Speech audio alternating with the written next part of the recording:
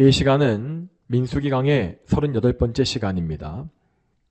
오늘은 생명의 만나가 되신 예수 그리스도라는 제목으로 하나님의 거룩한 말씀을 증거하겠습니다. 지난주 수요 설교의 본문이었던 민수기 11장 1절부터 3절까지 말씀에서 우리는 이스라엘 백성들이 악한 원망의 말을 하다가 하나님의 이 진노와 심판을 받은 것을 보았습니다. 하나님은 이스라엘 진영의 끝에 불을 보내셔서 악인들을 불태우셨으며 백성들은 공포에 휩싸여서 모세에게 울부짖었다고 되어 있습니다. 이에 모세가 이 백성을 위한 중재 기도를 올림으로써 하나님은 진노의 불을 거두어 주셨고 이스라엘 백성들은 그래서 하나님의 징벌을 면하게 되었습니다. 그러나 오늘부터 이어지는 본문을 또 보게 되면 백성들이 또다시 악한 불평과 원망에 빠지는 것을 볼 수 있습니다.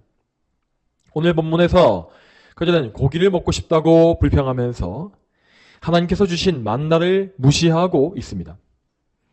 이 원망의 사건은 지난번에 불로 심판받았던 그 사건으로부터 불과 며칠 만에 다시 벌어진 것으로 추측됩니다.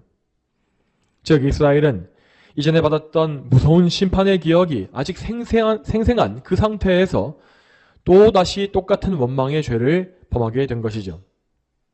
그들은 심판을 받았음에도 불구하고 참된 회개를 하지 않았기 때문에 이렇게 원망의 죄에서 돌이키지 못하고 다시금 속히 죄로 달려가게 된 것입니다.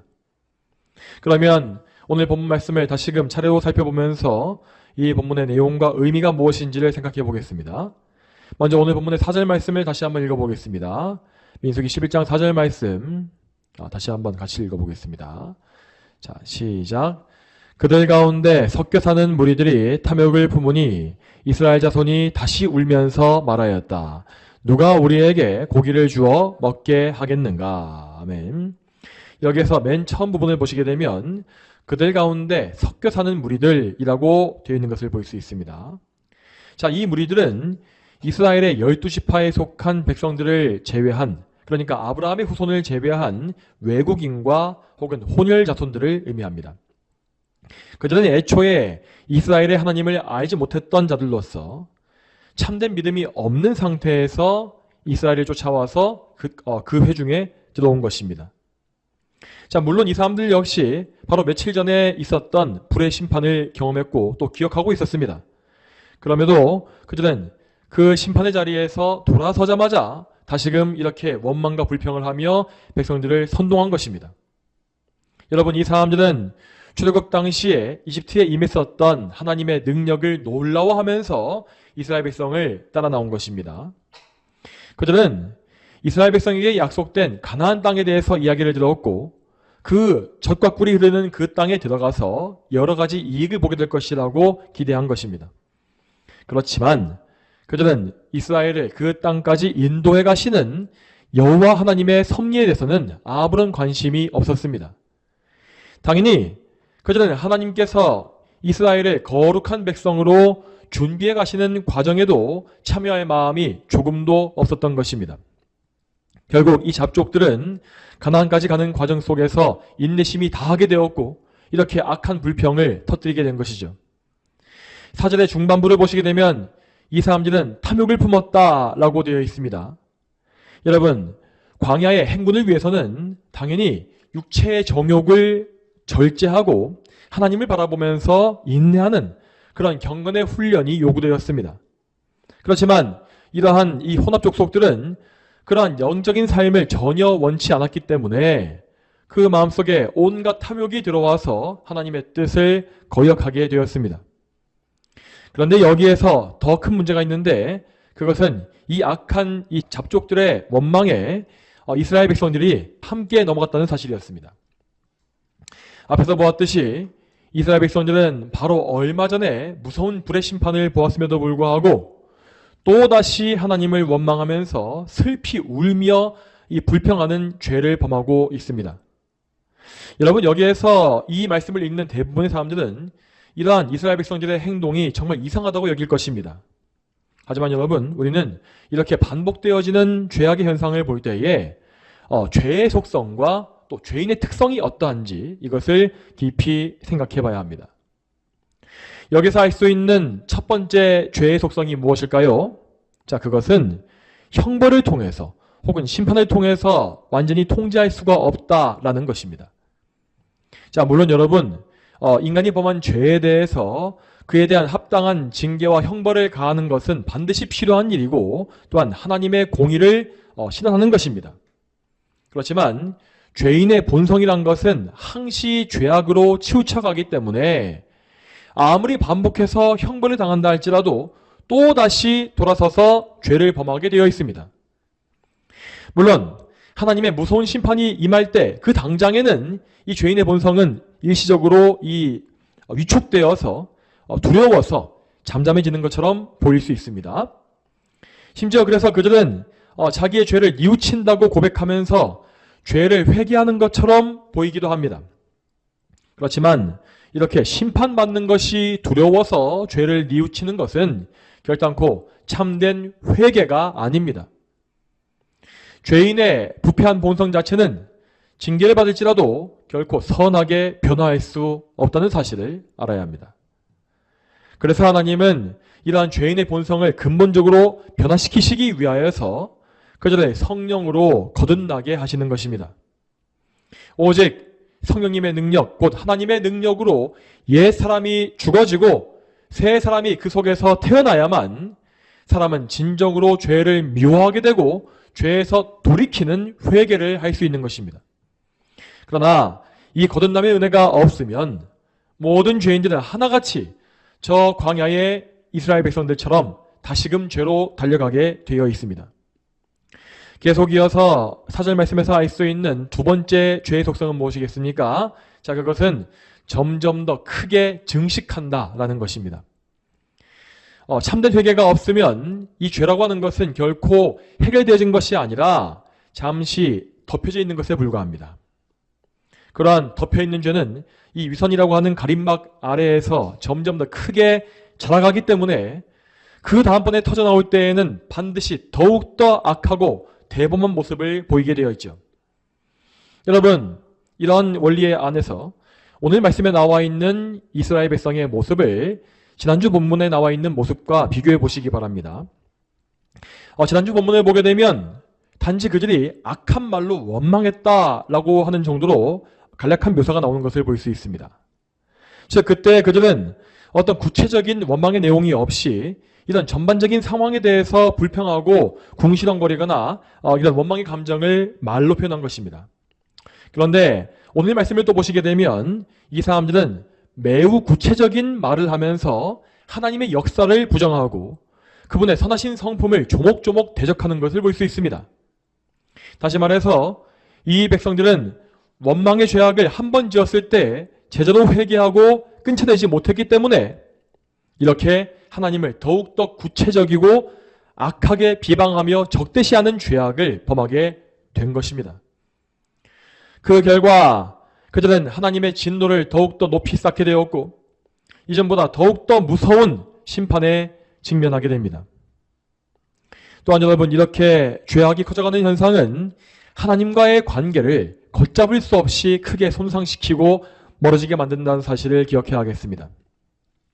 이스라엘 백성들은 죄를 짓고 심판받는 이런 과정을 반복하면서도 하나님 앞에 매번 참된 회개를 거부했기 때문에 결국 약속의 성취, 곧 가나안 땅 입성에서 완전히 내어 쫓기는 파국을 맞게 되었습니다. 그러므로 우리는 이스라엘 백성의 범죄에 대한 말씀을 살펴볼 때마다 이 죄와 이 죄인의 속성이 어떠한지를 깊이 생각해보고 우리 자신에게 이러한 악한 죄의 양상이 나타나지 않는지를 주의 깊게 살펴봐야 하겠습니다. 다음으로 4절의 마지막 부분을 보게 되면 백성들은 이렇게 말하는 것을 볼 수 있습니다. 누가 우리에게 고기를 주어 먹게 하겠는가? 라고 되어 있습니다. 여러분, 물론 이 말과 같이 사람이 고기를 먹고 싶어하는 마음 자체는 죄라고 할 수가 없습니다. 하나님은 분명히 노아의 홍수 이후로부터 사람에게 고기를 먹을 수 있게끔 허락해 주셨고 그 이후로 짐승의 고기는 사람들에게 꼭 필요한 식량이 되어 왔습니다. 사람은 자기의 몸을 유지하기 위해서 곡식과 채소와 과일뿐만 아니라 동물의 고기 역시 적절하게 먹어야 합니다. 그러므로 구원받은 백성들 역시 이렇게 고기를 먹고 싶다라는 욕구가 생기는 것 자체는 당연한 일이었죠. 그렇지만 여기에서 이 이스라엘 백성들은 자기의 이런 자연스러운 욕구를 악한 방식으로 추구했기 때문에 하나님 앞에 죄를 범하게 되었습니다. 만일 여러분 그들이 만나를 먹으면서 인내하는 과정 가운데 몸의 필요와 또 자기의 괴로움을 하나님께 겸손히 아뢰었다면 그것은 오히려 하나님을 더 기쁘시게 했을 것입니다. 이스라엘 백성은 하나님께서 친히 기르시는 양떼요 또한 그분의 자녀와 같았습니다. 그렇다면 인애가 풍성하신 아버지신 하나님께서 그분의 자녀들이 자기의 필요를 아뢰할 때에 그것을 매몰차게 거절하시겠습니까? 절대 그렇지 않겠죠. 만일 백성들이 겸손하고 경건하게 자기의 필요를 아뢰었다면 하나님은 얼마든지 그들이 만족스럽게 먹을 수 있을 만한 고기를 기쁘게 주셨을 것입니다. 그렇지만 5절과 6절에서 볼 수 있듯이 이스라엘 백성은 지금 죄악된 정욕에 빠져서 하나님을 악하게 불신하고 그분의 모든 은혜를 멸시하고 있습니다. 말하자면 이 백성들은 지금 자신의 정욕을 하나님보다 더 귀하게 여김으로써 육신의 정욕을 우상으로 숭배하고 하나님을 거역한 것입니다. 그러면 계속 이어서 5절을 보겠습니다. 5절 말씀 같이 한번 읽어보겠습니다. 민수기 11장 5절 같이 읽습니다. 자, 시작. 이집트에서 값없이 먹던 생선과 오이와 멜론과 부추와 양파와 마늘이 생각나는데. 여러분 이 말씀에서 우리는 사람의 마음속에서 죄악이 번성할 때에 일어나는 현상을 좀 더 볼 수 있습니다. 여러분 그 현상이란 것은 이것입니다. 과거에 죄 가운데서 살았던 삶을 미화하고 기억을 왜곡한다라는 것입니다. 5절에서 이스라엘 백성들이 하는 말을 잘 보시기 바랍니다. 그들은 과거 이집트에서 사는 동안에 기껏해야 노예의 신분이었고 그래서 온갖 압제 속에서 신음하고 있었습니다. 그런데 지금 그들은 그 용광로와 같았던 이집트에서의 그 어려운 삶을 무슨 꿈과 환상의 세계에서 살았던 것처럼 미화하고 있는 것입니다. 이들의 기억이 왜곡되었다는 사실을 확증하기 위해서 성경 말씀을 한번 보겠습니다. 출애굽기 2장 23절부터 25절까지 말씀을 한번 보겠습니다. 세월이 많이 흐른 후에 이집트 왕은 죽었고 이스라엘 자손이 고된 일 때문에 탄식하며 부르짖음으로 그 고된 노동 때문에 부르짖는 소리가 하나님께 이르렀다. 하나님께서 그들의 고통 소리를 들으시고 아브라함과 이삭과 야곱과 맺은 그의 언약을 기억하셔서 이스라엘 자손을 살펴보시고 그들을 돌아보셨다. 아멘. 여러분, 우리가 방금 읽은 이 말씀은 이스라엘이 이집트에서 살았던 당시의 삶을 있는 그대로 잘 묘사한 것입니다. 만일 지금 민수기의 말씀과 같이 그들이 정말 생선과 오이와 멜론과 부추와 양파와 마늘을 값없이 먹으며 풍족하게 살았다면 왜 그들이 이렇게 하나님께 탄식하며 부르짖었겠습니까? 하나님은 그들의 탄식을 들으셨다고 반복해서 말씀하셨습니다. 그리고 하나님은 그 탄식에 응하심으로써 모든 구원의 역사와 놀라운 기적을 홀로 행하셨고 이 이스라엘 백성을 끔찍한 노예 생활에서 구원해 내신 것입니다. 즉 그들은 하나님의 은혜로서 거저 구원을 얻은 것이었고 하나님의 언약과 율법을 받음으로 그분의 백성이 되어지는 놀라운 은총을 입은 것이죠. 그럼에도 불구하고 그들은 말하기를 우리가 노예로 살았던 그때의 삶이 지금보다 더 나았다라고 하는 것입니다. 그들은 자신들을 구원해 내신 하나님의 놀라운 은혜, 이 놀라운 기적의 은혜를 통째로 다 부정해버리고 하나님이 우리를 쓸데없이 구원해 내시어서 이렇게 고생을 시키고 있다라고 말한 것과 같았습니다. 여러분, 이러한 원망이 얼마나 완악하고 배은망덕합니까? 그렇지만 이러한 악한 모습은 단지 이 시대의 이스라엘 백성에만 있는 것이 아니었습니다. 우리 역시 성도로서 사는 동안에 이렇게 곤고한 때를 만나게 되면 이와 같이 세상에서의 삶을 그리워하고 세상에 두고 온 보화들을 아쉬워하는 어리석고 악한 죄에 얼마든지 빠질 수 있는 것입니다. 여러분, 그러나 우리 성도들은 이 세상의 것들을 그리워하는 그런 마음을 자연스러운 인간의 욕구로 여길 것이 아니라 그것이 하나님 보시기에 얼마나 악한지를 알아야 합니다. 여러분, 우리 하나님은 당신의 독생자를 우리에게 주시고 그 독생자를 십자가에 못 박아 죽이심으로 그 목숨값, 그 피값으로 우리를 사서 구속하신 분입니다. 이렇게 놀라운 은혜를 받은 우리가 이 세상에 두고 왔던 것들을 돌아보면서 아쉬워한다면 그러한 마음이 하나님 앞에서 얼마나 불쾌한 것일지를 생각해 보시기 바랍니다. 또 이어서 오늘 본문의 6절을 같이 보겠습니다. 6절 말씀 같이 한번 읽어보겠습니다. 자, 민수기 11장 6절 같이 읽습니다. 시작. 지금 우리의 기력이 약해졌으나 우리 앞에 이 만나 외에는 아무것도 없다. 여기에서 이 백성들은 자신들의 기력이 약해졌다라고 말하고 있습니다. 그러면서 그들은 말하기를 우리에게 주어진 것이 이 만나 외에 아무것도 없다라고 불평을 합니다. 그러니까 지금 이 백성들은 자신들의 기력이 쇠해진 원인이 하나님께서 이 만나 외에 다른 좋은 음식을 주시지 않았기 때문이다 라고 하나님을 탓하고 있는 것입니다. 그렇지만 여러분, 우리는 이 백성들의 말이 전혀 사실이 아님을 분명히 알 수 있습니다. 하나님이 주신 이 만나라는 것은 그들의 기력을 충분히 강하게 유지해 줄 수 있는 좋은 양식이었습니다. 실제로 모세와 아론은 이미 80대가 넘은 노인이었음에도 불구하고 그 힘겨운 광야의 강행군과 이스라엘을 지도하는 그 모든 힘든 일들을 충분히 소화하고 있었습니다. 물론 모세와 아론 역시 그 삶이 매우 힘겹고 피로했겠지만 적어도 양식이 부족하여서 영양분이 부족해서 기력이 쇠약해지는 일은 없었던 것입니다. 그렇다면 지금 이 말하고 있는 백성들의 기력이 쇠약해진 이유가 무엇이었겠습니까? 그들은 하나님과의 인격적인 관계가 없었기 때문에 고난을 이기기 위한 능력을 공급받지 못한 것입니다. 여러분, 잘 기억하시기 바랍니다. 만일 우리가, 가정해 보겠습니다. 만일 우리가 하나님과 정말 아무런 관계가 없는 정말 완전한 불신자의 삶을 살고 있었다면 우리는 이 세상의 양식에 정말 목숨을 걸어야 했을 것입니다. 불신자들은 정말로 육신에 대한 공급이 만족되어지면 그것만으로도 충분히 활력이 넘치는 삶을 살 수 있기 때문입니다. 그들은 영적으로는 죽어있기 때문에 그저 육신의 양식으로만 만족하는 그런 낮은 차원에 머물면서 살 수가 있는 것이죠. 그렇지만 하나님께 부름받은 백성들은 절대로 육적인 양식만으로는 새 힘을 얻을 수가 없습니다.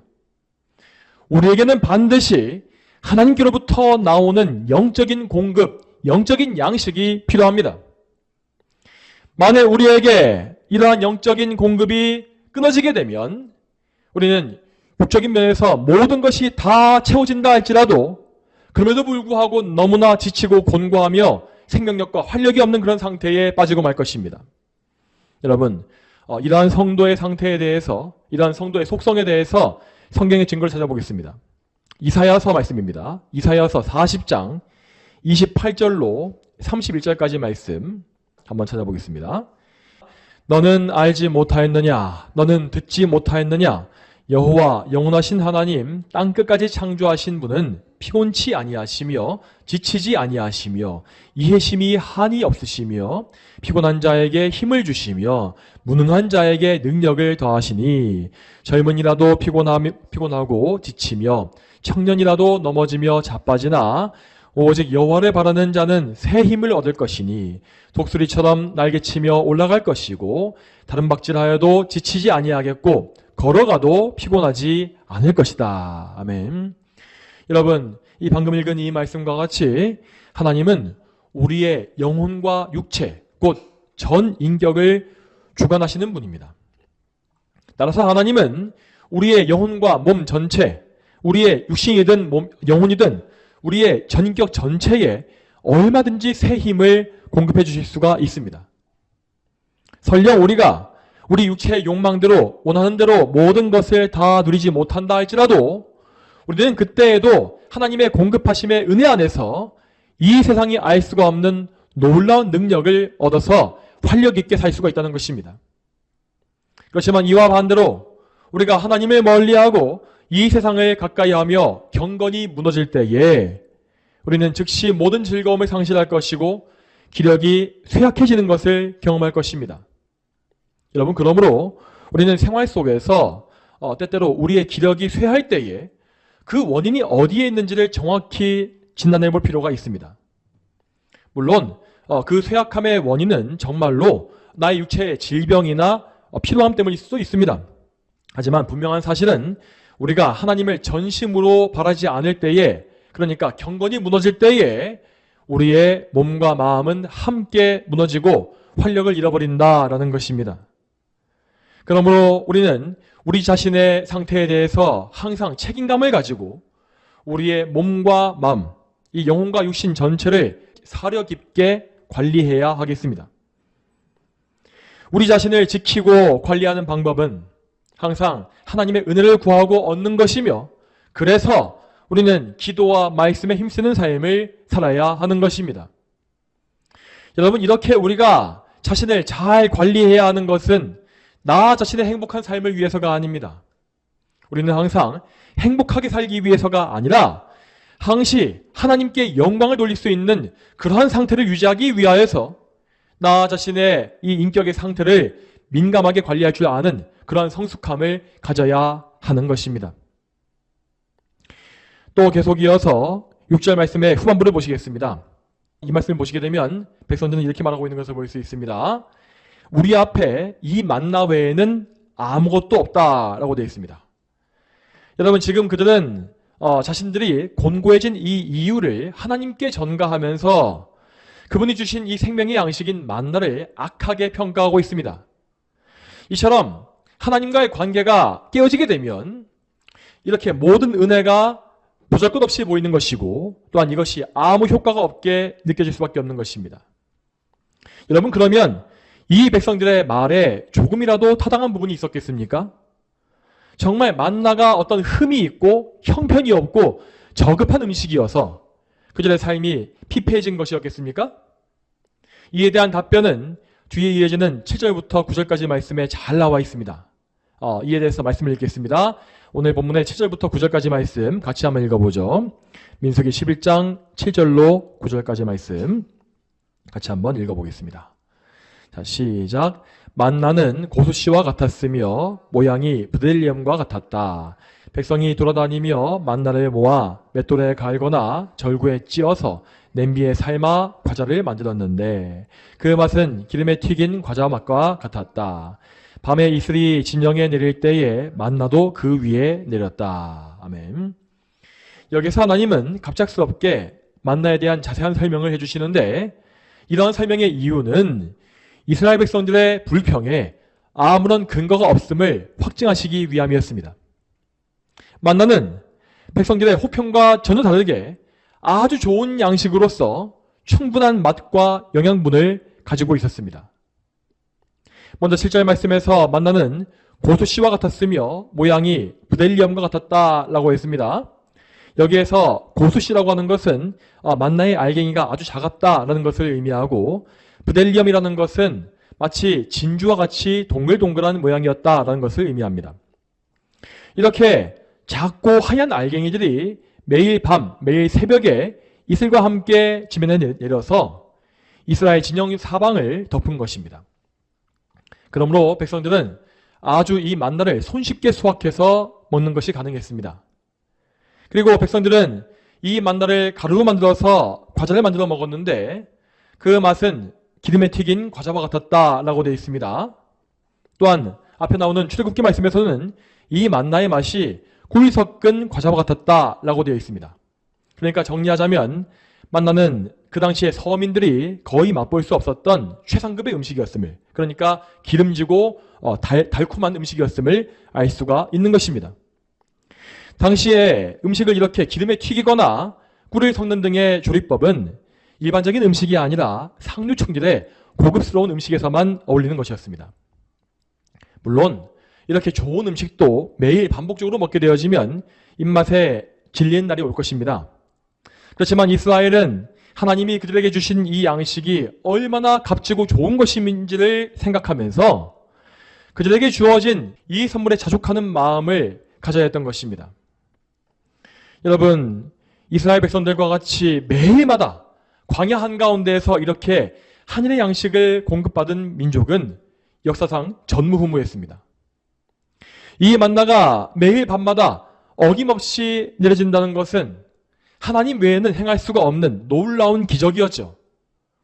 그럼에도 불구하고 이스라엘은 그 놀라운 기적, 그 놀라운 은혜를 당연한 것으로 여기게 되었고, 이 만나 외에는 우리에게 아무것도 없다라고 하는 어리석은 불평을 늘어놓은 것입니다. 자, 여러분, 그리고 이 만나에는 단지 몸을 위한 양식이라는 목적 외에도 영적인 의미가 포함되어 있었습니다. 이 의미에 대해서 알기 위하여서 신명기 말씀을 같이 보시겠습니다. 신명기 8장 3절 말씀 같이 한번 보겠습니다. 너를 낮추고 굶기시다가 네가 알지 못하고 내 조상도 알지 못하던 만나를 먹게 하신 것은 사람이 빵으로만 사는 것이 아니고 사람이 여호와의 입에서 나오는 모든 말씀으로 산다는 것을 너에게 알게 하시려는 것이었다. 아멘. 우리가 방금 읽은 이 신명기의 말씀은 오늘 본문인 민수기의 시점으로부터 약 40년이 흐른 이후에 선포된 말씀입니다. 이스라엘은 약 40년간 광야에서의 연단을 받으면서 계속 매일마다 만나를 먹으며 살았습니다. 그리고 그 모든 기간이 끝났을 때에 하나님은 그 만나의 의미, 그 40년간 먹었던 그들의 만나의 의미가 무엇인지를 그들에게 이렇게 말씀으로 보여주신 것입니다. 여러분, 하나님은 충분히 만나 이외에 다른 여러 종류의 이 땅의 음식을 주실 수 있었습니다. 예를 들면 좋은 고기라든지 맛있는 과자라든지 여러 가지 좋은 음식과 빵과 같은 것들을 또 과일을 얼마든지 주실 수 있었습니다. 그럼에도 불구하고 하나님은 이 땅의 다른 곳에서는 절대 볼 수가 없는 하늘의 양식인 만나 한 가지로만 그들을 먹이신 것입니다. 여러분, 이것은 곧 이스라엘 백성, 곧 하나님의 백성이 하나님께로부터 나오는 신령한 양식으로 살아야 한다라는 사실을 알려주는 것이었습니다. 그리고 그 신령한 양식이라는 것은 여호와의 입에서 나오는 모든 말씀이라고 되어 있죠. 여러분, 이 말씀과 같이 만나라고 하는 것은 하나님의 말씀을 상징하는 상징물이었습니다. 그러면 여기에서 하나님의 말씀이라는 것은 정확히 무슨 의미겠습니까? 우리는 보통 말씀이라고 하면 기록되어진 말씀인 성경책을 떠올리지 않습니까? 물론 이 구절에 나와 있는 하나님의 말씀을 성경이라고 이해한다 할지라도 크게 틀린 것은 아닙니다. 실제로 하나님의 백성들은 하나님의 말씀인 성경을 영적인 양식으로 삼아서 영혼의 새 힘을 얻어야 합니다. 그리고 그들은 말씀을 통하여서 하나님의 뜻이 무엇인지를 알고, 그래서 하나님의 뜻대로 살기 위하여서 날마다 힘써야 하는 것입니다. 이러한 의미에서 기록된 말씀인 이 성경책, 이 성경은 우리에게 참으로 생명을 주는 영적이고 신령한 양식이라는 사실을 우리는 항상 기억해야 합니다. 그렇지만 오늘 말씀에 나와 있는 하나님의 말씀이라는 표현에는 좀 더 깊은 의미가 담겨 있습니다. 우선 여기에 있는 말씀이라 함은 단순히 책에 기록된, 지면에 기록되어 있는 문자만을 가리키는 것이 아닙니다. 말씀이라는 것은 곧 하나님의 자기 계시와 같은 말입니다. 여러분, 여기에서 하나님의 자기 계시라는 말은 하나님께서 어떤 분이신지를 우리에게 알려주시는 것입니다. 자, 기억하시기 바랍니다. 하나님의 자기 계시, 이것이 곧 말씀입니다. 그리고 성경은 항상 이 하나님의 자기 계시라는 것을 말씀이라고 하는 이 단어로서 표현하는 것이죠. 여러분, 만일 하나님께서 당신 자신을 나타내 주지 않으셨다면 우리는 하나님을 조금도 알지 못했을 것입니다. 왜냐하면 우리 모두는 아담의 원죄 가운데서 타락하여서 영적으로 죽게 되었고 하나님과의 관계가 끊어졌기 때문입니다. 이렇게 타락한 죄인은 영적으로 맹인이요, 벙어리이며 중풍 환자요, 문둥병자와 같은 상태가 되고 말았습니다. 이처럼 죄인은 하나님을 바르게 알 수 있는 영적인 감각을 모두 상실했기 때문에 스스로의 힘으로써 하나님을 안다는 것이 완전히 불가능해진 것입니다. 그래서 하나님은 이 무능하고 소망 없는 죄인들 가운데에서 당신의 백성을 택해 주셔서, 선택해 주셔서 그 백성에게만 당신 자신을 알려주시기를 기뻐하셨습니다. 그렇게 당신의 백성에게 하나님을 알려주시는 것, 그것이 바로 하나님의 자기 계시, 즉 하나님의 말씀인 것입니다. 여러분, 그러면 하나님의 이 자기 계시라는 것은 어떤 방식을 통해서 우리에게 전달됐겠습니까? 여러분 잘 기억하시기 바랍니다. 우리가 하나님을 알 수 있는 결정적이고 완벽한 길은 오직 성자 하나님께 있습니다. 성자 하나님은 그분 자신이 곧 하나님의 완전한 자기 계시다라고 할 수 있습니다. 그래서 신약 성경에 요한복음의 1장 말씀을 보게 되면 성자 예수님을 가리켜서 하나님의 말씀이다라고 칭하는 것을 볼 수 있습니다. 이에 대해서 요한복음의 말씀을 같이 한번 보겠습니다. 요한복음 1장 1절 말씀을 먼저 한번 보죠. 태초에 말씀이 계셨다. 그 말씀이 하나님과 함께 계셨으니 그 말씀은 하나님이셨다. 아멘.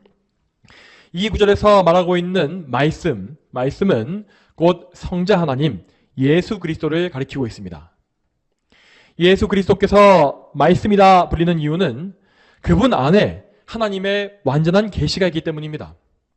그래서 우리는 오직 예수 그리스도를 통해서만 하나님이 누구이신지, 곧 성삼위 하나님이 누구신지를 알 수가 있는 것이죠. 자, 이에 또 이어서 방금 읽었던 1절 말씀에 이어서 14절 말씀을 또 보겠습니다. 요한복음 1장 14절 말씀 같이 한번 또 읽어보겠습니다. 요한복음 1장 14절 읽겠습니다. 자, 시작. 말씀이 육신이 되어 우리 가운데 계셔서 우리가 그분의 영광을 보았는데 아버지로부터 독생하신 분의 영광이었으며 은혜와 진리가 충만하였다. 아멘. 여러분, 이 말씀과 같이 하나님의 말씀이신 곧 계시이신 그리스도께서는 사람의 육신을 취하시고 우리 가운데 오셨습니다. 이처럼 성자 하나님께서 우리와 똑같은 인성을 가지고 이 땅에 오셨기 때문에 우리는 그분을 통하여 하나님을 직접 만나 뵙고 만져보며 함께 동행할 수 있는 놀라운 은총을 누리게 된 것입니다. 그리고 여러분, 예수님께서는 이렇게 당신께서 이 땅에 오신 목적을 가리켜서 우리를 위한 생명의 양식을 주기 위함이다 라고 하신 바 있습니다. 자, 이 말씀 역시 요한복음에 나와 있습니다. 이 말씀에 대해서 요한복음 6장 말씀을 보시겠습니다. 요한복음 6장 말씀을 펴놓고 보실 것인데 요한복음 6장 25절부터 35절까지를 보시기 바랍니다. 요한복음 6장 25절부터 35절까지 말씀. 이 말씀은 좀 길기 때문에 제가 한번 읽어보겠습니다. 여러분은 눈으로 따라오시기 바랍니다. 그들이 바다 건너편에서 예수님을 만나 말하기를 랍비님 언제 여기에 오셨습니까? 하였다. 예수께서 그들에게 대답하여 말씀하셨다. 내가 진정으로 너희에게 말하는데 너희가 나를 찾는 것은 표적을 보았기 때문이 아니고 빵을 먹고 배가 불렀기 때문이다. 썩는 양식을 위하여 일하지 말고 영생이 이르도록 남아있을 양식을 위하여 일하여라. 인자가 이 양식을 너희에게 줄 것이니 이는 아버지 하나님께서 그분에게 인치셨기 때문이다. 그러자 그들이 말하기를 우리가 하나님의 일들을 하려면 무엇을 해야 합니까? 라고 하니 예수께서 그들에게 대답하여 말씀하셨다. 하나님께서 보내신 일을 믿는 것이 곧 하나님의 일이다. 그러자 그들이 그분께 말하기를 그러면 우리가 보고 랍비님을 믿을 수 있도록 랍비께서 무슨 표적을 행하시겠습니까? 무슨 일을 행하시겠습니까? 기록되기를 그분께서 그들에게 하늘로부터 빵을 주어 먹게 하셨다라고 기록된 것과 같이 저희 조상들은 광야에서 만나를 먹었습니다. 그러자 예수께서 그들에게 말씀하셨다. 내가 진정으로 너희에게 말하는데 하늘에서 너희에게 빵을 준 이는 모세가 아니다. 하늘에서 너희에게 참 빵을 주시는 분은 내 아버지시다. 하나님의 빵은 하늘에서 내려와 세상에 생명을 주는 것이다. 그러자 그들이 예수께 말하기를 주님, 이 빵을 항상 저희에게 주소서라고 하였다. 예수께서 그들에게 말씀하셨다. 내가 곧 생명의 빵이니 내게 오는 사람은 결코 굶주리지 않을 것이며 또 나를 믿는 자는 결코 목마르지 않을 것이다. 아멘. 여러분, 이 말씀의 배경에서 예수님께 나온 이 사람들은 그분께서 주신 오병이어의 기적을 보고 나서 그분께 나온 것이었습니다. 그러니까 이 사람들은 육신의 양식, 자기의 배를 부르게 할 빵과 물고기를 또 얻기 위한 목적으로 하여서 주님께 나온 것이었죠. 말하자면 이 사람들은 오늘 민수기 본문에 나와 있는 백성들과 같이 썩어질 육신의 양식만 구하는 거짓 신앙에 머물러 있었던 것입니다. 그렇지만 예수님은 그들의 무지함을 지적하시면서 당신 자신을 하늘에서 내려온 생명의 빵이라고 칭하십니다. 여러분, 이 말씀과 같이 예수님은 구약의 만나가 예표하는 원형으로서 하나님이 하늘로부터 주시는 생명의 말씀, 곧 생명의 양식이요 우리의 음료인 것입니다. 여러분, 그러면 우리는 어떻게 해야 하겠습니까?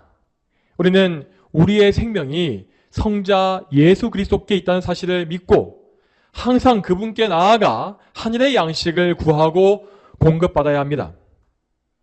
여러분, 예수님은 우리에게 이 양식을 주시기 위하여서 십자가에 달려 죽으시고 부활하셨으며 또한 우리를 대신하여서 완벽한 순종의 삶을 사셨습니다. 이를 통하여 예수님은 우리를 구원하고 먹이기 위한 모든 공로를 이루셨으며 우리의 몸과 영혼을 거룩하게 기르시기 위한 생명의 양식을 모두 준비해 주신 것입니다. 그러므로 예수님께는 절대 마르거나 다하지 아니하는 영생의 양식과 음료가 있습니다. 또한 성령 하나님은 이렇게 무한한 그리스도의 은혜를 우리에게 적용해 주심으로써 우리가 평생에 목마르거나 줄이지 않게 하실 것이고 또한 저 하늘에 올라간 이후에도 영원토록 예수 그리스도의 영광 안에서 영화로운 삶을 살게 하시는 것입니다. 그러므로 우리 성도들은 이 땅에 사는 동안에 저 과거 이스라엘 백성들과 같이 이 땅의 양식에 목을 매거나 하나님의 은혜를 멸시하는 죄를 범치 말아야 합니다. 우리는 우리의 육신과 영혼 모든 면에서 하나님의 공급하심을 신뢰해야 하고 하나님이 지금 우리에게 주시는 것들에 만족해야 하겠습니다. 물론 이 땅에서 성도의 삶이라는 것은 저 광야의 삶과 같이 고난과 시련의 과정일 것입니다. 그렇지만 우리는 육신이 곤고한 중에도 하나님이 주신 것에 자족하면서 오히려 그 결핍으로 인해서 더 영적인 양식을 귀히 여기며 예수님 안에서 새 힘을 공급받아야 합니다. 가난할 때에나 부유할 때에나 우리는 우리의 머리이신 예수 그리스도의 부유하심 안에 있습니다. 그러므로 우리는 부유하신 예수 그리스도로부터 나오는 모든 하늘의 양식에 감사함으로 하나님께 영광을 돌리는 그 하나의 궁극적인 목적에 우리의 마음과 목숨과 뜻을 다 집중해야 하는 것입니다. 사랑하는 성도 여러분, 오늘도 이 말씀을 다시 한번 묵상해 보시면서 죄와의 싸움이 무엇인지를 아시길 바라고 또한 하나님의 영광을 위한 삶에 무엇이 필요한지를 다시 한번 생각해 보시기 바랍니다. 저와 여러분 모두가 오늘 말씀과 같이 우리의 만나, 우리의 생명의 양식이신 예수 그리스도로 인하여서 하나님께 항상 감사와 찬송과 영광을 올리게 되기를 주님의 이름으로 축복합니다. 다 함께 기도하시겠습니다. 하나님 아버지, 오늘도 민수기의 말씀을 통해서 이스라엘 백성의 이 악한 원망 속에 보여지고 있는 우리 죄인들의 속성과 죄의 특성과 또한 우리의 모습을 보게 하심에 참으로 감사드립니다. 하나님, 우리는 광야와 같은 이 세상을 살아가는 가운데 모든 결핍 속에서 곤고할 때마다 하나님의 은혜를 잊어버리고 하나님의 은혜 가운데 자족하지 못하면서 하나님을 원망하거나 불평할 때가 많음을 고백합니다. 우리는 하나님을 원망하는 것을 감추기 위해서 우리의 여건을 불평하고 우리의 환경과 주변의 이웃에 대해서 불평하는 것이 참 많습니다. 하지만 이렇게 우리의 환경과 우리 이웃에 대해서 불평하는 것은 결국 그 환경을 주시고 우리 이웃을 만나게 하신 하나님께 원망하는 것임을 우리가 깨닫게 하시고, 우리의 이러한 원망이 무엇에서부터 나오는 것인지, 그 원망의 근원이 무엇인지를 알게 하셔서 그 원망의 근원이 되는 우리의 죄성과 이 악한 본성, 이것을 우리가 하나님께 맡겨드리며 참된 회개의 삶을 살 수 있도록 인도해 주시옵소서. 하나님 바라옵건대 우리의 눈을 밝히 열어주시어서 우리가 생명의 빵이신 예수 그리스도를 바라보게 하시고, 참으로 우리가 예수님이 주시는 그 영원한 양식과 양식 가운데 배불리 먹으며 항상 주님으로 인해 만족하고, 성령 안에서 예수님께로부터 나오는 모든 그 공급을 저희가 자족함으로써 늘 하나님께 감사하고 하나님께 영광 돌리는 일에 집중할 수 있도록 인도해 주시옵소서. 항상 저희를 붙잡아 주시고 인도해 주실 하나님의 은혜에 감사드리며 이 모든 말씀 거룩하신 예수님의 이름으로 기도 올립니다. 아멘.